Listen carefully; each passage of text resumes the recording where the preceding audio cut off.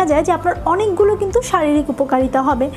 যার মধ্যে প্রথম সেটা হলো রং চা কিন্তু আপনার ব্লাড কোলেস্টেরল কমাতে সাহায্য করে, আপনার ওজন কমাতে সাহায্য করবে এবং তার পাশাপাশি যে আমাদের যে টায়ার্ডনেস বা উইকনেস, যে সতেজ যে একটা ভাব, এটা কিন্তু রং চার মাধ্যমে চলে আসে। আপনি একটু খেয়াল করে দেখবেন যে আপনি যখন খুব টায়ার্ড, আপনি যদি দুধ চাটা খাচ্ছেন, তাহলে যতটা আপনার মধ্যে স্বতঃস্ফূর্ততা ভাবটা আসতেছে, আপনি যদি রং চাটা খান তার চেয়ে কিন্তু খুব দ্রুত আপনার মধ্যে সেই ভাবটা চলে আসবে।